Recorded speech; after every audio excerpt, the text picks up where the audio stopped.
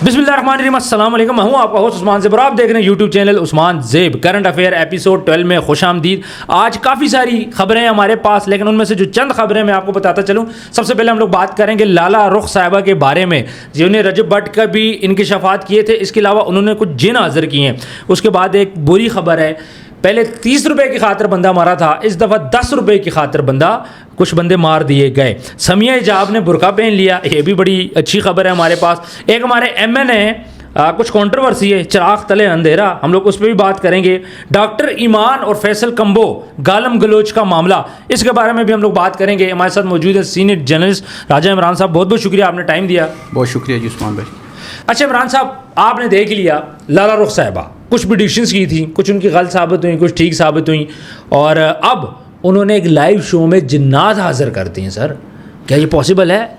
उस्मान भाई, लाला रुख साहिबा जो ऑन एयर शोज़ में आके कर रही हैं या करना चाहती हैं, देखें इससे ना तो मशहूरगी मिलती है, ना इंसान की इससे इज़्ज़त में इजाफा होता है। खामखा उस एंकर को डरा रही हैं, कभी कहती हैं तेरे इस तरफ जिन खड़ा है, कभी कहती हैं ये बहुत बड़ा जिन है जो मेरे सामने खड़ा है, मैं सामने नहीं ला सकती, डर जाओगे। फिर उसको पता है क्या कहती हैं एंकर को? कहती हैं तेरे देख रोंगटे खड़े हो रहे हैं। अच्छा, उसने आगे से इतना शर्मिंदा किया, फिर भी शर्मिंदा होती तो नहीं है। खैर माई साहिबा, वो कहता है भाई मेरा ना कोई रोंगटे खड़े हो रहे हैं, ना मुझे कोई डर लग रहा है, आप सीधी सीधी बात करें।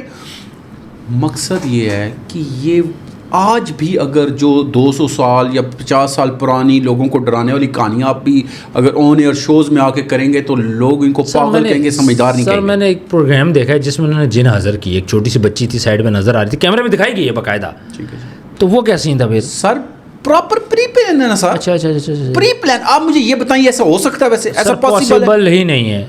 हाँ, मैं कर सकता हूँ। भाई हम मिट्टी से बने, वो आग से बने, अल्लाह ने उनको एक मखलूक बनाया हुआ है, जरूर दस्तरस में होते हैं, बिल्कुल ऐसे ही है। लेकिन ये कहना, अच्छा अगर ये सामने हाजिर करने का सिलसिला शुरू हो तो फिर तो सारी दुनिया सामने खड़ी कर दे और लोग आपको सब कुछ मानना शुरू हो जाएं। बिल्कुल, लेकिन मैं ये कहना चाह रहा हूँ कि हम लोग कर सकते हैं, इस तरह फेक हम भी कर सकते हैं। सर, ये बहुत सारे लोगों ने किया है, मीडिया के ऊपर आके किया, और ये हम खुद भी कर सकते हैं। बिल्कुल ऐसे ही है। हम भी अंधेरा करेंगे, देखिएगा बच्चा भी आएगा, वो तो बच्चे को लेके आई ना, हम बड़े को लेके आएंगे, बड़े बड़ों को। अच्छा, मान डोगर साहब अभी दोबारा से सोशल मीडिया के ऊपर चल रहे हैं कि दोबारा से उन्होंने लड़ाई की है लाइव के ऊपर। सर जी, लड़ाई तो नहीं की, लेकिन ओमान डोगर साहब ने यकीन माने दोस्ती का हक अदा किया है। वो कैसे? इनका एक लाइव प्रोग्राम चल रहा होता है जिसमें एक शख्स आता है जो कि रजब भट्ट के साथ उसकी लड़ाई चल रही होती है।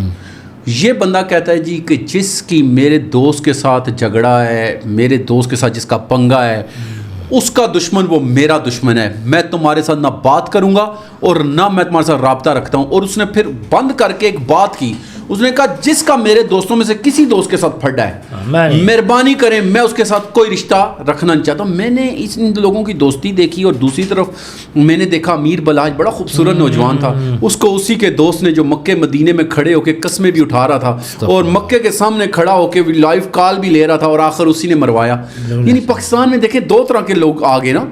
और इन दोस्तों ने एक जरूर बात मानेंगे आप कि बड़ी बड़ी कंट्रोवर्सी क्रिएट हुई, इन्होंने एक दूसरे का साथ नहीं छोड़ा जी, साथ नहीं छोड़ा। अच्छा, मरी में फैमिली के साथ दोबारा कुछ ज्यादती की गई है। अच्छा इमरान साहब, मैं आपको बताता चलूँ, अब मैं मरी वाले भैया में देख रहे होंगे सब एक जैसे नहीं होते। हम लोग दोस्तों के साथ के एक होटल में हम लोग रह रहे थे, बाहर से आवाज़ आई, आप बिलीव करें 3री मंजिल से एक मरी वाला पहाड़िया वो पाइप के साथ लटक के नीचे उतरा, और उन्होंने आके, लाहौर की एक फैमिली थी, कोई 60 के करीब लोग थे, सारा पूरा ख़ानदान इकट्ठा था, चचा कज़न्स वगैरह, उनको पीटने शुरू कर। अच्छा। हाँ, इन मरी वालों ने इनको इतना मारा। उसके बाद हम लोग वहाँ पे खड़े थे, हम 4 दोस्त थे, हम बेबस थे।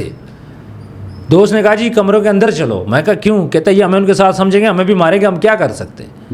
अंदाजा। और ये सच्चा मरी आंखों देखा वाकया है सर। ये लेकिन सारे मरी वाले ऐसे नहीं है सर, हर जगह बहुत अच्छे लोग हैं, मेरे दोस्त हैं, बहुत अच्छे लोग हैं, सिर्फ चंद लोग हैं जो माफिया के हैं ना, वो बदनाम करते हैं। माफिया के हैं माफिया। आज भी आपकी बात से मिलती जुलती बात हुई है। मरी में एक फैमिली गई, वो लोग वहाँ पे एंजॉय करने के लिए गए थे, लेकिन वहाँ पे औरतों और मर्दों को ज़बरदस्ती मारना शुरू कर दिया, उसकी गिलासिस तोड़ दी, और वो बेचारा औरतें भी ववेला कर रही हैं कि क्यों मार रही हो, क्यों इस तरह कर रहे हो, लेकिन उन्होंने एक ना सुनी। और आज भी वही वाक़या हुआ है, और हम अदारों से कहेंगे कि इसके ऊपर बाकायदा तहकीक करें और लोगों को तहफ़्फ़ुज़ फराहम करें। बिल्कुल ऐसी है। अच्छा, जो फेरी वाले होते हैं, जगह जगह चीज़ें बेचने वाले, ये भी अब बच्चों को अगवा करने लग गए।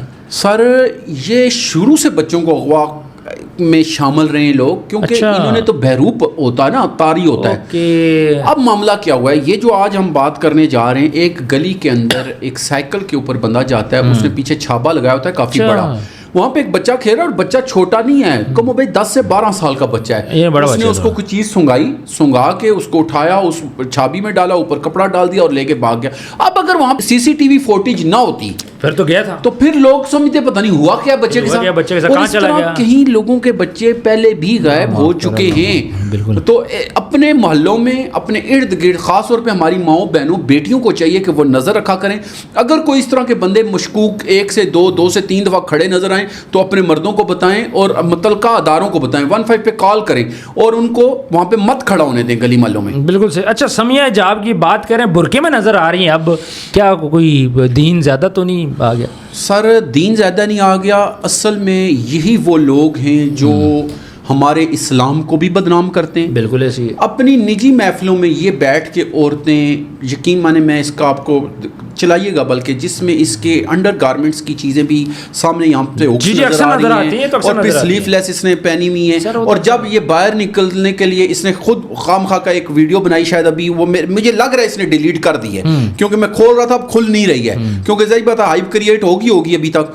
तो इसने वो बहन के उन हमारी माओ बहनों बेटियों को मुतनाज़ा बनाने की कोशिश की है जो हकीकतन शुरफा हैं। अभी मैं एक देख रहा था कराची के अंदर एक गिरोह को पकड़ा गया, वहाँ पे वो मसाज सेंटर के नाम पे अच्छा। अड्डा चला रही थी। अच्छा। जैसा ही वहाँ पे छापा डाला, मीडिया वाले भी थे, सारे थे, उन्होंने फौरन बुरखे करने शुरू किए। भाई क्यों भाई, उधर तुम जिस्म फरोशी का काम करते हो, जैसा ऐसा होता है तो बुरखे को बदनाम करते हो। बुरखा हमारा अल्हम्दुलिल्लाह, जैसे दाढ़ी, किसी ने कहा था दाढ़ी वाले चोर होते हैं, उसने कहा नहीं, चोरों ने दाढ़ी रखी हुई है। चोरों ने दाढ़ी रखी हुई है। बात समझे नहीं समझे? बिल्कुल इसी समझ। तरह बगैरत किस्म की औरतों ने बुरखे को बदनाम किया हुआ है, जबकि बुरखा हमारा आज भी कल्चर का एक बुनियादी जुज्व है। अच्छा, इस वीडियो में आप देखें, बाप बिस्तर मर्ग पे और औलाद उसके अंगूठे लगा रही है। कितना बेबसी का आलम है एक बाप के लिए। सर ना सिर्फ अंगूठे लगवा रही है, बल्कि वो अंगूठे मैच नहीं कर रहे हैं मशीन पे। अच्छा। और बार बार दोनों भाई आपस में लड़ रहे हैं एक दूसरे को, और दूसरा दूसरे को,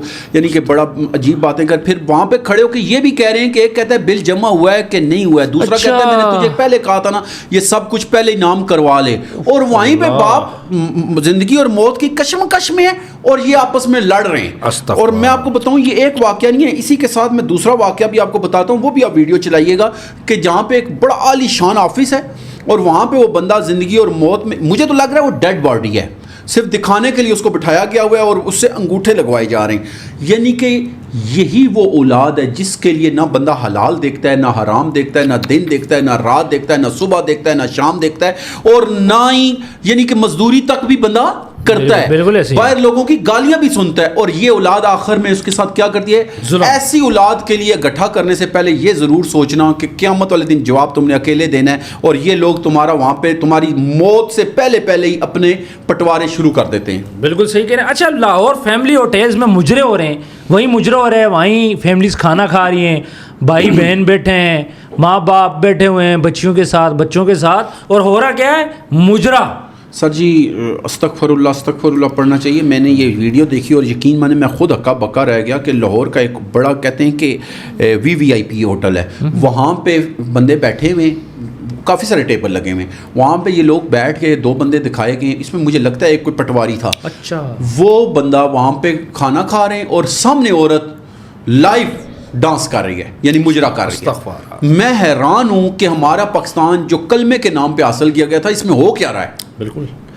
अच्छा, फाज मुस्तफ़ा की दूसरी शादी इस टाइम पे टॉप ट्रेंड कर रही है सारी इसी की दुनिया में। पाकिस्तान में पहला बंदा जिसने दूसरी शादी की है। सर मचा हुआ। पहली तो बात यह कि इसकी बीवी का नाम सना है, जो पहली, ये आपको अगर याद हो, 2 साल पहले भी एक कंट्रोवर्सी चली जी, थी, बिल्कुल चली फौजी थी। शादी होगी, ये हो गया। मुझे नहीं समझ आती इस बेचारे को क्यों खींच के घसीट के शादी करवाने पे तुले हुए। अभी तक कोई तस्दीक नहीं हुई, और नाकदीन का कहना है कि ये सिर्फ और सिर्फ झूठी शोहरत के लिए ये काम किया जा रहा है, जबकि इसका एक बेटा और एक बेटी है, बड़ा प्यारा बेटा है मूसा, और बेटी फातिमा है। ये ऑलरेडी अच्छी। अच्छा, ये पब्लिसिटी स्टंट है जो अक्सर खेला जाता है, जो आपको पता है अक्सर लोग करते रहते हैं। अच्छा, डॉक्टर ईमान और फैसल कंबो इस वीडियो में आप देख सकते हैं एक दूसरे को गालियां दे रहे हैं। डॉक्टर ईमान का ये कहना है कि 2 साल पहले मैंने गालियां ख़त्म कर दी थी, लेकिन ये तो अभी की वीडियो है। सर गालियां नहीं दे रहा है, अब मजबूरी हमारी ये है कि हम ये वीडियोस में चला नहीं सकते। इंतहाई बेहुदा उससे बातें कर रहा है, इंतहाई बेहुदा उससे ऐसे जो कौमे लूत के काम थे वो उससे सवाल कर रहा था। कौमे लूत वाले सवाल, यानी शार्ट समझा देता हूं लोगों को ताकि लोग समझ आ जाए। कौमे लूत वाले सवाल ये बगैरत आदमी उससे कर रहा है, और वो हालांकि आपको पता है वो अभी नया नया आया, उसको नहीं समझ, वो उसको जवाब नहीं दे पा रहा है। फिर उसको बाद में ये सवाल करने के बाद में उसको गालियां देना शुरू हो गया। अच्छा, फिर गालियां भी दी? हाँ, बाद में गालियां बकी हैं इसने, लेकिन पहले इसने ऐसे सवाल करा है जो कौमे लूत में काम पाए जाते थे। तो डॉक्टर ईमान जो खुद को बड़ा वो कह रहा है कि जी मैंने सब कुछ छोड़ दिया है, इसने कुछ भी नहीं छोड़ा, ये अभी भी उसी तरह कर रहा है। बल्कि आज भी इसने मेरी एक आईडी पे बकायदा मैसेज किया है, वो क्योंकि मैं इसकी क्लास लेता रहता हूँ, तो आज भी उसने खुद पर्सनली मुझे मैसेज किया है। अच्छा जी। अच्छा, मुझे बताइएगा, डार्क वेब के ऊपर अपने बच्चों की, प्राय बच्चों की पोर्न वीडियोस बना के डाली जा रही हैं इस्लामी जमहूरिया पाकिस्तान के अंदर। सर जी, पाकिस्तान इस हवाले से ऐसे लोगों के लिए सबसे इजी टास्क वाली जगह है। यहाँ पे आपको पता है लोग मजबूर भी बहुत हैं, लोग इजी बेवकूफ़ भी बन जाते हैं। इस्लामी मुल्क है हमारा जी, लेकिन बेवकूफ़ बन जाते हैं, गुर्बत बहुत ज़्यादा है। अभी क्या हुआ है, मुजफ्फरगढ़ में एक जगह है जहाँ पे एक अदारा बनाया गया, जहाँ पे बच्चों को कहा गया कि हम गेमिंग सिखाएंगे और मुख्तलिफ चीज़ें सिखाएंगे। ये एक जर्मन आदमी है जो ये काम कर रहा है, पीछे इसके जो था, उसने वहाँ पे बड़े जदीद किस्म के कैमरे लगाए हुए और सारा कुछ किया हुआ है। वहाँ पे इंकशाफ हुआ है कि 50 बच्चों की वीडियोस बरामद हुई हैं, 10 बच्चे बचा लिए गए, बाजियाब करवाए गए वहाँ पे आयन मौके पे। और ये पता चला है कि ये शख्स और ये किसने एक्सेप्ट किया, ये भी मैं आपको बताऊं, हमारे वजीर मुमलकत जनाब दाखिला तलाल चौधरी साहब ने। अच्छा। ये खुद उन्होंने इंकशाफ किया है और उन्होंने बताया जी कि ये बाकायदा तौर पे मुनज़्ज़म तरीके से काम किया जा रहा है। इसकी एक और जिंदा मिसाल मैं आपको दे देता हूँ। कराची के अंदर आपने देख ही लिया, एक शख्स जिसने कमो बेश 300 प्लस बच्चियों के साथ 7 साल से 13 साल की बच्चियों के साथ ज्यादती की, और वो भी यही कहा जा रहा है कि वो डार्क वेबसाइट पर ये वीडियो देता था। और जितना ये मासूम बच्चों के साथ ज्यादतियाँ करते हैं और उसमें उनके साथ तशद्दुद करते हैं, ये बड़ा यानी कि एक भयानक मंजर है। बिल्कुल सही कह रहे हो। अच्छा, अब एक वीडियो क्लिप है, इसमें हम लोग देख रहे हैं कि एक औरत गाड़ी के अंदर बैठ के पुलिस कांस्टेबल के वो डील कर रही है। सर जी, अल्लाह पाक माफ़ करे। फिर कहते हैं हमारे साथ जाती है। सर जी, उस एक औरत बैठी है और साथ 3-4 पुलिस वाले बैठे हैं, और इसमें आप वीडियो में दिखाइएगा उनकी शक्लें नज़र आ रही हैं। और वो जनाब मसूफ क्या कह रहे हैं, आप सुनेंगे। वो कहते हैं जी हमारे लिए नशा, जना और ये पैसा, ये रोज़मर्रा की रूटीन की बातें। और वो उन्हें पैसे दे रही है, पहले शुरू में पैसे नहीं ले रहे थे। कहते हैं कि जी ये आपकी पहली डील है ना, अगर हमें आप पसंद आ गए, और वो लड़की कहती है, और आप हमें पसंद आ गए, हम आपको पसंद आ गए, तो हम रोज़ चलते रहेंगे। बेसिकली वो औरत मेरे ख्याल में धंधे वाली थी, यानी कि गलत काम वाली थी। वहाँ परमिशन ले रही थी इनसे कि आप हमें काम करने दें, तो डेली आप आ भी जाया करें, तो हम आपको हर चीज़ प्रोवाइड किया करेंगे। बिल्कुल। अली अमीन गंडापुर साहब आखिरकार अडयाला जेल पहुँच के। सर जी, आखिरकार अडयाला जेल नहीं पहुँच गए, बल्कि ये मानना पड़ेगा कि पीटीआई फोर्स में इतना दम है कि वो घसीट के उन्हें अडयाला जेल लेके गई है। कैसे? इमरान खान साहब 4 से 5 माह से लगातार ऐसा ही है, लगातार कह रहे थे, और जनाब आपके अली अमीन गंडापुर साहब के जूं तक नहीं रेंग रही थी। लेकिन जब डंडा दिया किन्होंने, पीटीआई की फोर्स ने, पीटीआई वालों ने, तो फिर ये चला गया। और वहाँ पे देखा जा सकता है कि अलीमा खान साहब के साथ ये बड़े एक टूटे फूटे जगह पे बैठे हुए, वहाँ पे आपस में मुशावरत हो रही है, और बाद में इन्होंने लोगों से खिताब भी किया है और लोगों से बातचीत भी की है। अच्छा, ट्रैफिक एहलकार वाले, इनके दिमाग में क्या चल रहा है? इनकी ड्यूटी सख्त है, इनके साथ मसला क्या है? ये क्या कर रहे हैं आजकल? जी उस्मान भाई, अब मैं क्या कह सकता हूँ, मसला ये है कि अक्सर हमने देखा है कि लोगों के साथ ज्यादतियाँ तो ये करते ही रहते हैं, बिल्कुल ऐसे, बिल्कुल। लेकिन अभी जो ये वाक़या पेश है, बल्कि वीडियो भी आप कोशिश कीजिएगा चलाइएगा, एक शख्स अपनी फैमिली के साथ होता है जहाँ पे उसके ऊपर तशद्दुद किया जाता है। अच्छा, बड़े बुरे तरीके से उसे मारा जाता है। बाद में उसका इंटरव्यू हुआ है लड़के का बकायदा, उससे सवाल जवाब किए गए। उससे कहा गया कि क्यों ऐसा हुआ है तुम्हारे साथ, क्या तुमने कुछ किया? उसने कहा जी ये पहले मैंने कुछ भी नहीं किया, मुझे इन्होंने गंदी गालियाँ दी हैं। जब मैंने पूछा कि ये क्यों दे रहे हो मेरी फैमिली के सामने, तो ये मुझे मारना शुरू हो गए। तो मैं आपकी वसातत से जो जितने भी ट्रैफिक एसपी साहब में, एसएसपी साहब में, आईजी हैं, उनसे रिक्वेस्ट करूंगा खुदारा इन लड़कों को ज़रा थोड़ा सा कहें कि हम्बल तरीके से बात किया करें। बिल्कुल सही कह। अच्छा, पहले 2 भाई मारे जाते हैं 30 रुपये पे, ये पंजाब का वाक़या है। उसके बाद अब 10 रुपये पे बंदे मारे जाते हैं। इसके बारे में? सर जी, रावलपिंडी के अंदर ये बहुत अलमनाक वाक़या पेश है। जो ग्लास फैक्ट्री आपने देखा होगा, हाँ, ग्लास फैक्ट्री, बिल्कुल। वहाँ पे एक पान वाले की दुकान पे पठान आते हैं 3, वो उससे सामान लेते हैं 10 रुपए के एवज, वो उससे बहस कर रहे होते हैं। वहीं पे एक बच्चा अब्दुल समद नाम का बैठा होता है, हाँ। जिसकी उम्र 20 साल है। अच्छा। वो ये कहता है कि भाई क्यों बहस कर रहे हो, अगर 10 रुपए नहीं है तो मैं दे देता हूँ। वो उसको छोड़ के उसके साथ शुरू हो जाते हैं, उसे छुरियों के वार करते हैं। अच्छा। फिर 4 से 5 दिन वो बच्चा जिंदगी और मौत की कश्मकश में लगा रहता है। आखिरकार वो अपनी जान दे बैठता है। ये हमारे मुल्क की जहालत की इंतहा है, यानी अदम बर्दाश्त कह लें या कुछ भी, कि एक बच्चे की, और ये बिल्कुल शहर के अंदर ये वाक़या पेश आया है। और तो मैं कहता हूँ वारिस खान पुलिस को इसके खिलाफ एक्शन लेना चाहिए। फिलहाल हमें ये पता चला कि अभी तक कोई बंदा गिरफ्तार नहीं हुआ, तो ऐसे वाक़े का सख्त नोटिस लेना चाहिए। बात करेंगे ड्रामा इंडस्ट्री की। आई हेट फुप्पो के बच्चे, आई हेट चचा के बच्चे। अब मोहतरमा कुछ डार्क साइड बता रही हैं ड्रामा इंडस्ट्री की, वो डार्क साइड्स क्या हैं? सर, एक लड़की आपने देखा होगा जो एक पब्लिक शो में आई थी, वहाँ पे उसका डायलॉग मशहूर हुआ कि आई हेट फुप्पो के बच्चे और आई हेट चचा के बच्चे। उससे जब उसने शोहरत पाई तो आगे ज़ाहिर बात है ड्रामों में भी ऑफर आती हैं फिल्में। वो कहती है कि मुझे ड्रामों की ऑफ़र आई तो मैं बेसिकली इसकी बैकअप में थोड़ा बहुत जानती थी, तो मैं कोशिश करती थी ना जाऊं, लेकिन मुझे एक बड़ा बाएतमाद आदमी लेके चला गया। लेकिन जब मैं वहाँ पे पहुँची तो मुझे ये कहा गया कि पहले हमारी रिक्वायरमेंट्स पूरी करो, फिर तुम्हें ड्रामे में भी काम मिलेगा, फिर तुम्हें सब कुछ मिलेगा। यानी कि जिस्म दो, शोहरत लो, दौलत लो। लेकिन मैं हैरान हूँ कि आज 2025 है और आज भी अगर हमारे माशरे में ऐसे गिद्ध मौजूद हैं जो हमारी बच्चियों को, जो सही बच्चियाँ हैं, उनको भी आगे आने नहीं देते। उधर से तो हम लाइव टिकटॉक पे और दूसरी चीज़ों पे हम एतराज़ात करते हैं, जबकि गंद हमारे अंदर ही मौजूद है। बिल्कुल सही, गंद साफ होना चाहिए। बिल्कुल सही कह रहे हैं। अच्छा, शहबाज शरीफ की अमीर कतर के साथ मुलाकात आज हुई है जी, वो किस सिलसिले में मिले हैं? सर, आपको पता है कतर में एक वाक़या पेश आया इसराइल के हवाले से, जहाँ पे उसने इसराइल ने हमला किया हमास का। ये तो हमेशा बात रख के आगे करता है ना, आपको पता ही है। अभी क्या है कि शहबाज शरीफ साहब ने उनको ये कहा है, अमीर कतर से मुलाकात हुई और उन्होंने एक तो यकीन दहानी कराई है कि हम हर लिहाज से आपके साथ होंगे, बल्कि उनके साथ नायब वज़ीर आज़म इसहाक़ डार साहब भी मौजूद थे और हमारे फील्ड मार्शल जनाब आसम मुनीर साहब भी मौजूद थे इस मुलाकात में। और उन्होंने ये मुकम्मल हमायत और यकजहती का इरादा किया है और उन्होंने कहा कि जी आप हमें हमेशा अपने साथ कंधे के साथ कंधा मिलाए हुए पाएंगे। यहाँ पे मुझे कुछ ये भी बातें पता चल रही हैं कि कतर के हवाले से ये खबर चल रही है, अभी अथेंटिक नहीं है, कि वो ये कह रहे हैं कि हम अब अपनी जितनी भी हमारी मामलात हैं वो पाकिस्तान के साथ, हम अपनी दफाई मामलात को इनके साथ जोड़ेंगे। बड़ी अच्छी बात है पाकिस्तान के लिए।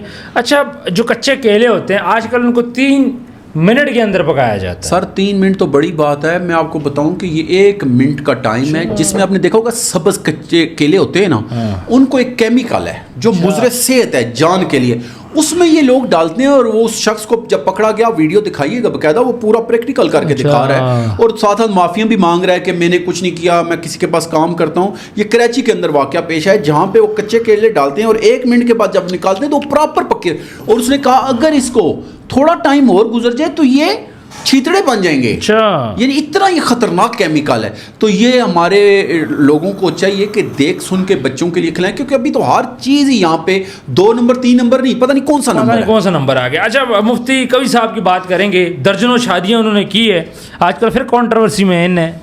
सर, मतीरा का एक शो होता है, वो खुद आपको पता है कि एक डबल मीनिंग औरत है, और मैं तो हैरान हूँ कि आप अपने नाम के साथ मुफ्ती लगाते हैं और आप मतीरा के शो में किस लिए जाते हैं। लेकिन उनको भी मज़ा आता है, आपको पता ही है क्यों। सर, मतीरा भी तो लड़की है, खुद कह रही है कि मैं 3 दर्जन शादियाँ कर चुका हूँ, और शादियों के बाद अगला सुने, उन्होंने कहा इनका खर्चा कैसे पूरा करें। उन्होंने कहा मैं अपनी हलाल कमाई में से कभी नहीं लगाता। उन्होंने कहा फिर क्या लगाते हैं। उन्होंने कहा ये औरतें मुझ पे खर्चा करती हैं। उन्होंने कहा जो मैंने कपड़े पहन के आपके सामने बैठा हूँ ये भी मुझे एक औरत के दिए हुए हैं। उन्होंने सिर्फ पाकिस्तान में औरतों से शादियों का इंकशाफ नहीं किया, उन्होंने पता नहीं कितने ममालिक से बताया कि मैंने निकाह किए हैं। और साथ ही जैसा ही एक बड़ी उन्होंने जो अजीब बात की कि मैं जैसा उनसे दिल भरता है और उनका मुझसे दिल भरता है तो मैं अलग भी हो जाता हूँ। यानी कि शादियों को ये मजाक बना रहे हैं। वैसे ही है मिशी खान कंट्रोवर्सी में इन्हें, हालांकि उम्र उनकी गुजर चुकी है, आप मुस्कुरा रहे हैं उनकी बारी में। सर तो मुस्कुरा बता भी दें इसलिए रहा हूँ मुस्कुराहट की कि वजह किसी दौर में ना हम छोटे छोटे थे तो हम इनका वो कबाचे वाला ड्रामा वो देखा देखते करते थे और थे। बड़ा वो मजा मजा आता था। हाँ। लेकिन अब मुझे लगता है कि वो ड्रामा इंडस्ट्री भी छोड़ चुकी हैं, वो फिल्म बड़ी इंडस्ट्री- सीनियर हैं, बड़ी सीनियर काफी सीनियर है। लेकिन वो आए रोज मैं देखता हूँ, कभी डॉक्टर अफान के साथ, आज एक औरत के हवाले से वो बात कर रही थी, तू क्यों इनडायरेक्टली मुझसे बात कर रही है, डायरेक्ट करना, मुझ पे अच्छा। डायरेक्ट वार कर। अच्छा। यानी कि मैं देख रहा हूँ कि वो खुद को इन रखने के लिए